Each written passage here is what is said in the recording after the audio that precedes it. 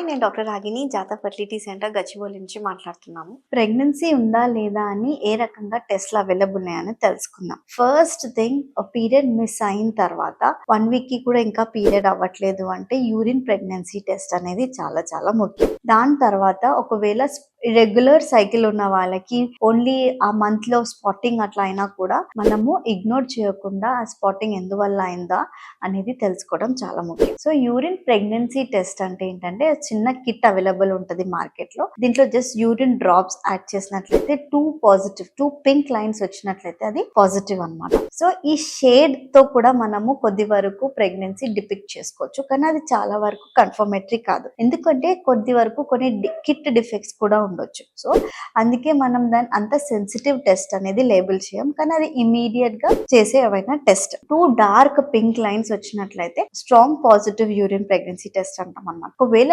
Week line or lighter pink shade వచ్చినప్పుడు 1 day ఆగి 48 hours కి మళ్ళీ రిపీట్ చేయమని చెప్తాము. యూజువల్లీ మార్నింగ్ శాంపుల్ తో రిపీట్ చేయమని చెప్తాం. దీంట్లో ఏమైనా పాజిటివ్ ఆర్ డార్క్ పింక్ వచ్చినట్లయితే కన్ఫర్మేషన్ ఇస్ దేర్. అన్నిటికంటే ముఖ్యంగా స్కానింగ్ లో చూడాల్సింది సైట్ ఎక్కడ ఉంది ప్రెగ్నెన్సీ అనేసి. దీంట్లో ఏదైనా డౌట్స్ ఉన్నట్లయితే జాతకు వచ్చి కనుక్కోండి. Thank you.